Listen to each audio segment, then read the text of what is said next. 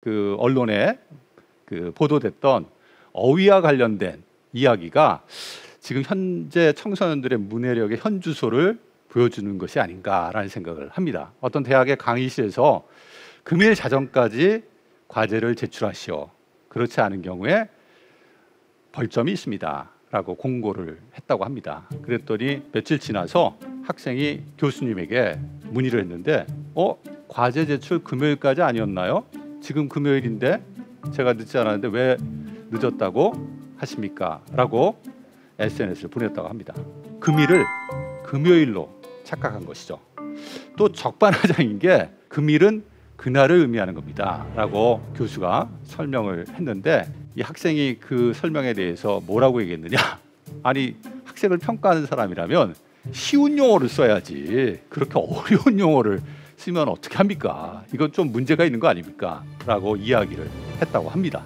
참 씁쓸한 이야기가 아닌가라는 생각이 들고요. 또 다 아시는 것처럼 최근 그 웹툰 작가의 사인회와 관련해서 이 사인회 참석 예약을 인터넷을 통해서 받았는데 이 인터넷에 좀 문제가 발생을 했나 봅니다. 그래서 그 주최사에서 사람들에게 심심한 사과 말씀을 드립니다 라고 공지문을 올렸는데 그 글을 보고 사람들이 또 난리가 났어요. 사과를 하려면 진심되게 사과를 해야지 심심한 사과가 뭐냐? 재미없는 사과 아니냐 그거. 근데 그런 의미가 아니죠. 이게 한자어를 잘 이해하지 못해서 발생한 문제인데 정말 깊고 간절한 마음에서의 사과라는 의미에서 우리가 심심한 사과라는 말을 쓰는데 이 심심한의 의미를 제대로 이해하지 못했기 때문에 발생한 하나의 해프닝이 아닌가라는 생각을 해봅니다. 또 코로나19 때문에 이제 그 수업에 참여하지 못하는 학생 수가 증가하는 일이 있었는데 이때 이제 결석에 대해서 우리가 이제 증명서를 내야 됩니다. 그래야지만 결석이 출석으로 인정이 되는데 우리가 그걸 공결증이라고 하는데 이 신청서에 왜 결석했냐 사유를 적게 되어 있습니다. 이때 많은 학생들이 거기다 뭐라고 적었느냐? 병역이라고 적었대요. 병역이라고 하는 건 군 복무, 의무를 얘기하잖아요. 이 병역이란 말을 질병이라고 잘못 이해하고 있었기 때문에 발생한 그런 하나의 또 해프닝이라고 볼 수가 있는 거죠. 실제 수업 장면에서도 우리 청소년들의 문해력이 상당히 문제가 되는 일들이 왕왕 발생을 합니다. 어느 일반 고등학교 3학년 사회교과 수업에서 발생한 일인데요. 사회집단과 일탈이라는 주제를 다룬 수업이었다고 합니다. 이때 일탈이 무엇인지 학생들에게 선생님이 질문을 했더니 막 갸우뚱거리더니 학생들이 잘 모르겠는데요. 근데 그 중에 어느 한 학생이 그러는 거예요. 일탈? 일상 탈출 아닌가요? 요즘 아이들의 용어들이 보면 되게 축어, 두 개 용어 앞자를 따서 간단하게 만들어서 사용하는 것들을 많이 볼 수가 있습니다. 일상 탈출이라고 하는 개념을 일탈이란 말로 우리 아이들이 이야기를 하는데 이 일탈하고 사회적 일탈하고 자기들이 일상 탈출에서 사용하는 일탈하고 혼동해서 그런 이야기를 한 하나의 우스꽝스러운 이야기인데 이처럼 어휘가 상당 수준 지금 우리 청소년들의 문해력에 발목을 잡고 있다라는 지적이 많이 있습니다. 또한 특성화고등학교에서 있었던 일인데 취업과 관련해서 도장공을 모집하니까 관심 있는 사람은 한번 지원을 해보면 좋겠다라고 선생님이 이야기를 했대요. 그랬더니 학생이 손을 들고 도장공이요? 혹시 태권도를 잘해야 되는 건가요? 또는 도장이란 말이 들어가니까 도장을 그거 파는 건가요? 이렇게 질문을 했다고 합니다. 이 도장공이라는 건 잘 아시겠지만 페인트칠 같은 것들을 담당하는 그러한 사람을 우리가 도장공이라고 하지 않습니까? 이 특성화고 다니는 학생들도 자기 분야의 그 용어들을 잘 모르고 있는 그 상황을 보여주는 하나의 에피소드가 아닌가라는 생각이 듭니다. 또 사회과 수업에서 이제 관혼상제에 대해서 이야기하는 수업 시간이었는데 선생님 문상이라고 하니까 학생들이 문상이 뭔지 잘 모르다는 거예요. 문상이라고 하는 것 우리 학생들에게는 어떤 의미로 더 익숙하냐? 문화상품권의 준말로 익숙하기 때문에 그 문상이라고 하는 이야기를 들은 학생 중에 하나가 혹시 선생님 문화상품권 오늘 뭐 저희한테 주시는 겁니까? 이렇게 뭐 반응했다는 그런 우스꽝스러운 또 이야기도 있습니다. 문상이라고 하는 것은 우리의 장래와 관련해서 조의를 표하기 위해서 가는 것을 우리가 문상이라고 하잖아요. 이처럼 우리 학생들의 문해력이 상당한 위기에 처해 있다라고 볼 수가 있고, 이 문해력의 위기를 보여주는 중요한 지표 중에 하나가 바로 이런 어휘력의 문제가 아닌가라는 생각을 합니다. 실제 어휘력은 생각하는 힘의 핵심 요소예요. 소위 말해서 생각의 빌딩 블록, 생각을 구성하는 기본 단위라고 할 수 있습니다. 사고 능력의 발달을 연구한 학자 중에 비고스키라고 하는 학자가 있습니다. 이 비고스키라는 사람하고 피아제가 인간의 사고 발달과 관련해서 가장 높게 평가받는 학자인데요. 비고스키는 피아제하고 달리 인지 발달에서 생물학적인 영향보다 사회적인 경험이 훨씬 중요하다는 측면을 강조한 바가 있습니다. 특히 사회적 경험 중에 언어 경험, 자라나면서 얼마나 풍부한 언어를 경험했느냐, 이것이 그 개인의 사고 능력을 결정하는 중요한 요소다라고 비고스키는 강조를 했고, 어린 시기에 이런 언어 경험이 제한되면 사고 능력의 현저한 제한으로 이어질 수 있기 때문에 특히 어린 시기에 놀이 활동을 하던 책을 읽던 간에 다양한 어휘, 언어에 노출되도록 하는 것이 인지 발달에서 상당히 중요한 초기 경험이다라고 강조한 바가 있습니다. 실제 연구를 해보면 이 사회문화 배경에 따라서 언어 차이, 특히 어휘력 차이가 나타나는 것을 볼 수가 있고, 이 어휘력 차이가 나중에 학교에 들어가서 학습의 차이로 연결되는 것을 볼 수가 있습니다. 실제 이제 어휘력 차이와 관련한 연구 결과들을 보면 이 고소득층하고 저소득층하고 아이들이 만 3세 시점까지 노출된 언어의 빈도수를 추정해서 연구를 해봤는데 엄청난 차이가 나타나요. 약 3천만 개의 어휘 노출에 있어서 차이를 경험하더라.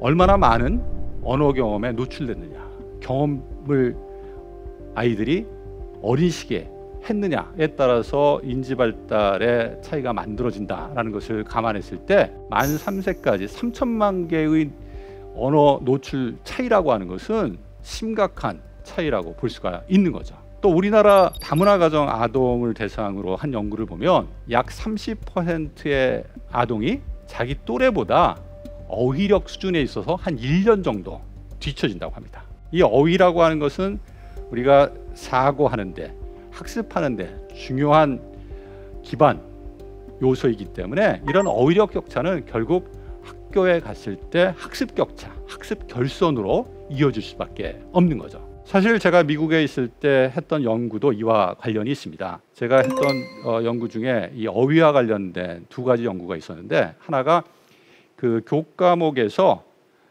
학습 부진을 나중에 경험할 사람들을 미리 찾아낼 수 있는 방법을 저희가 개발하는 연구를 진행했는데, 이때 이 교과목에서 이 학생이 나중에 학습 부진을 경험할 가능성이 높다, 그렇지 않다를 확인하는 데 가장 중요한 요소가 무엇인지 연구를 통해서 확인해 보니까 그 교과에서 다루는 어휘를 이 학생이 얼마나 충분히 이해하고 있느냐, 그렇지 않느냐로 확인이 됐습니다.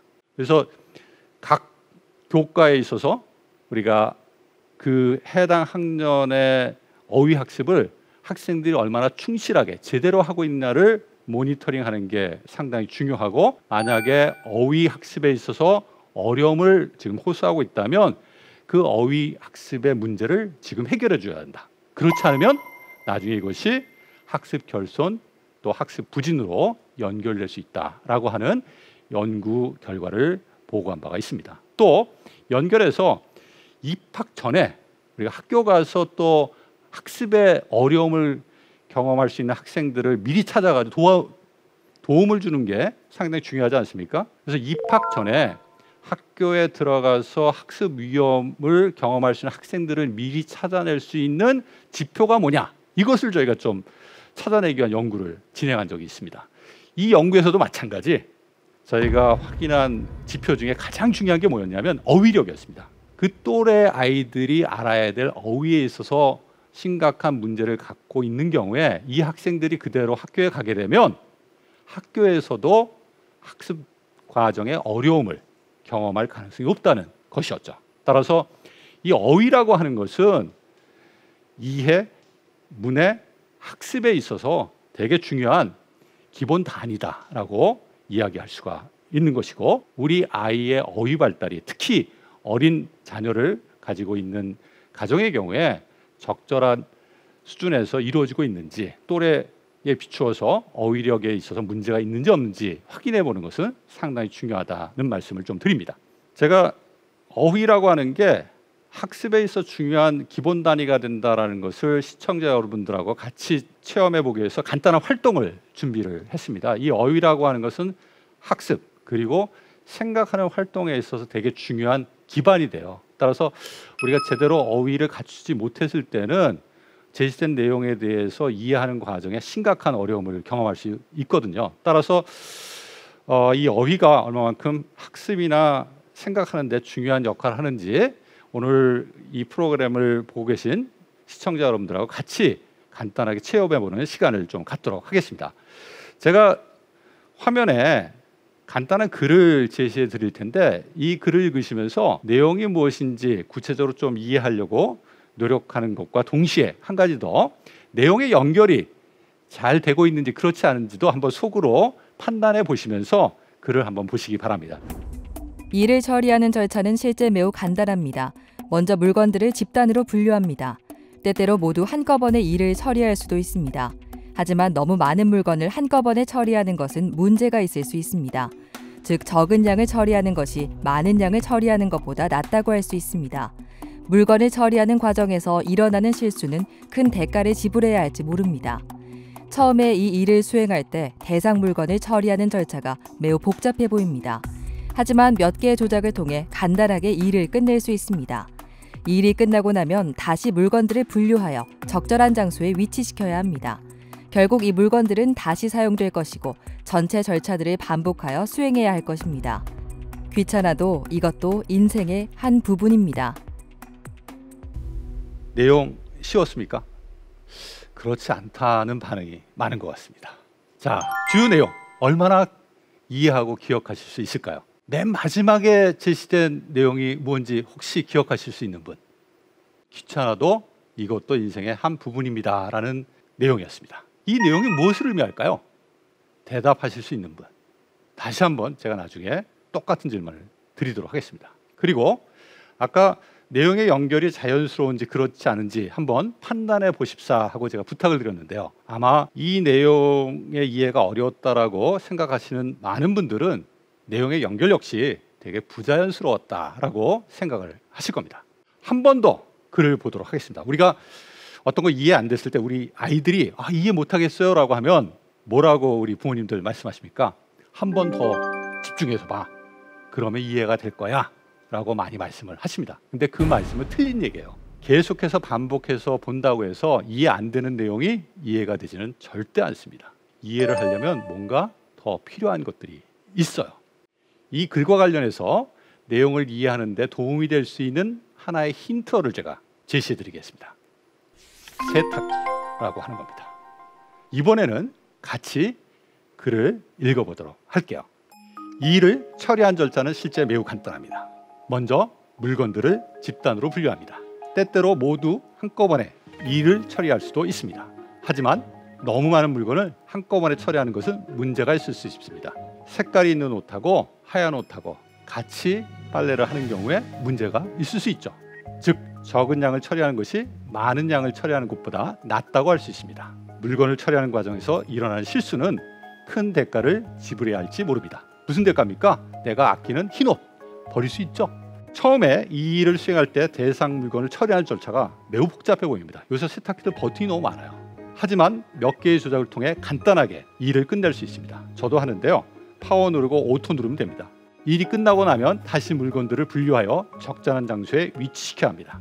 결국 이 물건들은 다시 사용될 것이고 전체 절차들을 반복하여 수행해야 할 것입니다. 귀찮아도 이것이 인생의 한 부분입니다. 자, 제가 아까 맨 마지막 문장이 무엇이었느냐, 그 의미가 무엇이었느냐 질문을 드렸죠. 아까 대답하지 못했던 분들 지금은 자신 있게 대답할 수 있을 겁니다. 이런 차이가 왜 나타났을까요? 2번 반복해서 읽었기 때문에 나타났을까요? 아닙니다. 세탁기라고 하는 힌트를 제가 드렸기 때문에 두 번째 읽을 때 내용에 대한 이해가 훨씬 쉬워진 거예요. 즉 전자는 세탁기라는 어휘를 갖지 않은 상태에서 글을 읽도록 조건을 만든 거고, 두 번째는 세탁기라고 하는 어휘를 가지고 글을 읽도록 제가 상황을 만든 겁니다. 이처럼 어휘라고 하는 것은 새로운 정보를 내가 파악하는 데 있어서 되게 중요한 기반이 돼요. 그 어휘가 부족할 경우에 새로운 내용에 대한 파악 자연스럽게 절대 이루어질 수가 없는 거죠. 또 내용의 연결이 자연스러우냐 그렇지 않느냐에 대한 질문을 드렸을 때 대부분의 시청자 여러분들께서는 되게 부자연스럽다라고 이야기를 하셨을 거예요. 근데 지금은 어떻습니까? 되게 자연스럽죠? 우리가 어떤 개념을 기반으로 현상을 보게 되면 그 내용들이 자연스럽게 잘 연결이 돼요. 그 어휘가 기반이 되기 때문에. 그리고 자연스럽게 그 내용들이 서로 연결될 때 그 내용에 대한 온전한 이해가 이루어지기 때문에 이 어휘라고 하는 건 우리가 내용에 대한 이해, 또 생각하는 과정에서 의미 있는 사고에 되게 중요한 기반이 된다라고 이야기할 수가 있는 거죠.